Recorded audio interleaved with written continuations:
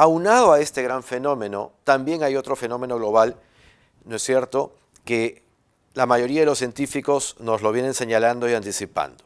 Es altamente probable, y para algunos es ya un hecho, que hacia el año 2025, estamos casi a puertas de esa fecha, el 40% del mundo vivirá un estrés hídrico. ¿Qué significa un estrés hídrico? Significa que no habrá agua suficiente para atender las necesidades de toda la población. Y obviamente este es un problema muy importante porque obviamente el agua es un elemento vital para la vida y en la medida que no haya suficiente agua para cubrir las necesidades de todos, es un problema muy complejo y geopolíticamente complejo también. Mientras encontremos mecanismos de redistribución de la escasa agua que tengamos disponible, seguramente podremos seguir construyendo una sociedad, ¿no es cierto?, en la que se respeten las normativas internacionales. Sin embargo, si una comunidad muy extensa no tiene acceso al agua, podría esto significar el surgimiento de grandes conflictos bélicos o geopolíticos en el futuro. Y entonces, el problema no es solamente del que tiene la escasez, sino del que tiene la abundancia, porque el que tiene escasez va a ver en el que tiene la abundancia la fuente para satisfacer su necesidad. Incluso,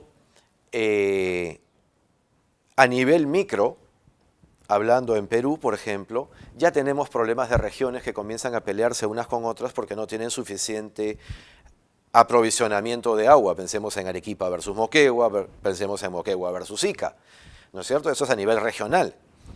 Pero no solamente ocurre a nivel regional, ya comienza a ocurrir a nivel empresarial.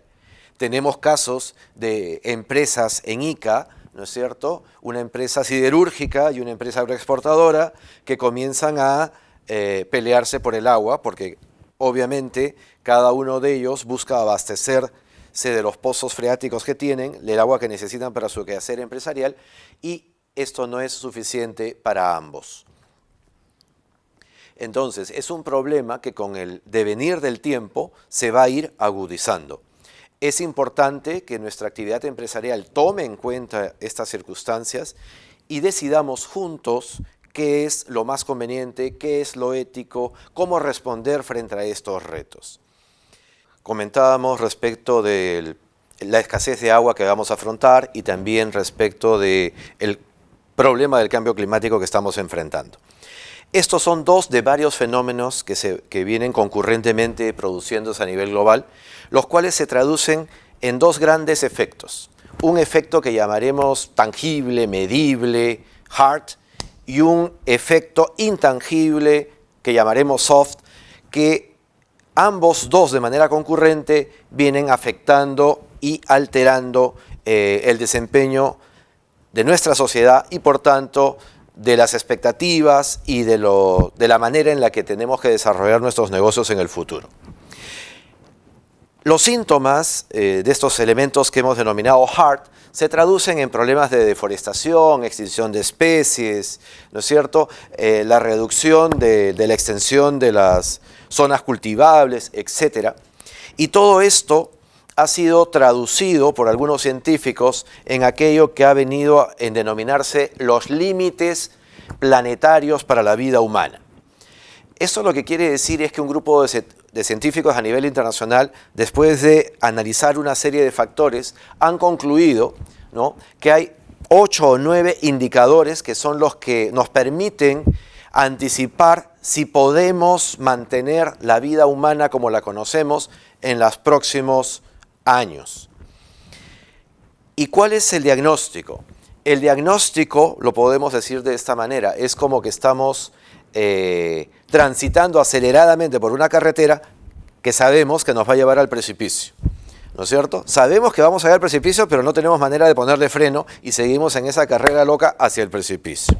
En términos concretos, lo que estos científicos nos han dicho es que hace ya 2 o 3 años hemos violentado 3 de estos límites planetarios, que estamos en una zona en la que estamos comenzando a poner en riesgo la sostenibilidad de la vida humana en la Tierra para los próximos años.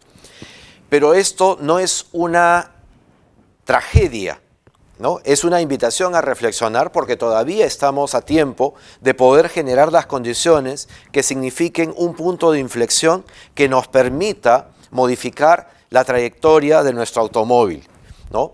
En la figura que estamos hablando. Pero tan importante como estos factores que hemos llamado hard son los factores intangibles asociados a toda esta problemática. Producto del desarrollo de las tecnologías de información, de las telecomunicaciones, se ha venido gestando un proceso de globalización en el que los diferentes mercados, países y sociedades se integran, se comunican unos con otros.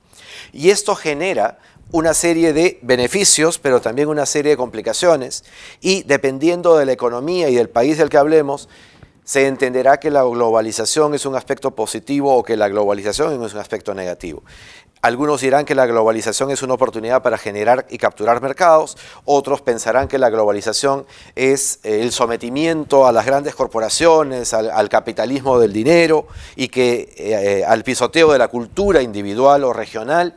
Y entonces comienzan debates respecto de si debemos o no promover la globalización.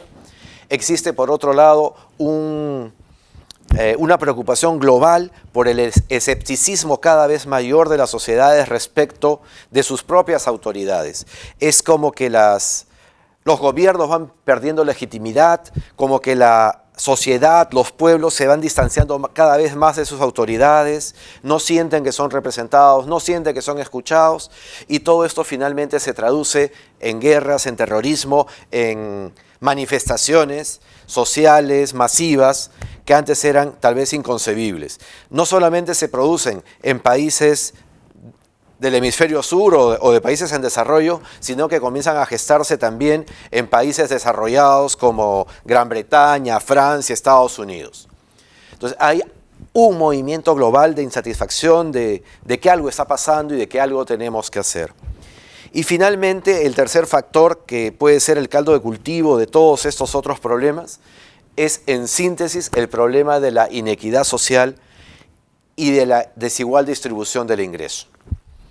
Y en este caso, desafortunadamente, América Latina es uno de los continentes de mayor nivel de desigualdad, ¿no es cierto? En América Latina estamos acostumbrados a convivir con las diferencias y lo peor de todo es que entendemos o asumimos que esas diferencias son como que normales. Y desafortunadamente esto no es así. El coeficiente Gini, que es el indicador que se utiliza para tratar de identificar y medir qué tan desigual es una sociedad, identifica con certeza que América Latina y algunos países en América Latina son los países más desiguales del mundo, y ese es un caldo de cultivo que, reforzado con todos estos elementos que venimos conversando, generan un pésimo ambiente para hacer los negocios. Y surge por tanto la pregunta si las empresas deben ser parte del problema o parte de la solución. Para ejemplificar estas desigualdades, hay un gráfico muy simpático que presento en el PPT que acompaña a este video, en el que vemos la bandera brasilera, que es muy simpática, muy bonita, ¿no es cierto? Y ustedes podrán apreciar que hay pues una gran mancha verde y en el centro una esfera azul con unos puntitos blancos, que es la bandera brasilera. Bueno, lo importante es que ustedes capten que esos puntitos blancos en esa gran bandera es equivalente a aquellas personas, ¿no es cierto?, que pueden vivir con más de $100.000 al mes de ingresos. Que no tiene nada de malo, ya cuántos quisiéramos tener ese nivel de ingresos. Pero la parte más preocupante es que la gran masa de población brasilera está contenida en el gran color verde, que lo que significa es que son personas que en su mayoría tienen que sobrevivir con no más de $10 al mes. Y entonces la pregunta ¿es sostenible una economía, un mercado, un sistema democrático, un sistema de desarrollo en el que las desigualdades son tan marcadas? Mi última diapositiva en este video busca reflejar también esas dicotomías que apreciamos en el Perú. Necesitamos el desarrollo, es tremendamente conveniente que tengamos desarrollo, infraestructura, pero paralelo a esa infraestructura, a ese desarrollo en el que algunos de nosotros nos vemos beneficiados, hay un gran número de personas en la que los servicios del Estado, los servicios públicos básicos no están a su disposición. Entonces, la pregunta que hemos querido responder a lo largo de todo este módulo es si la ética debe ser parte o no de los negocios. Frente a toda esta problemática, frente a todo este contexto, lo que el mundo entiende es que la empresa no puede ser ajena a la solución de estos problemas y que éticamente hablando es corresponsable, ¿no es cierto?, por los recursos que maneja de poder contribuir junto con los demás actores sociales a las soluciones de estos grandes problemas que estamos enfrentando.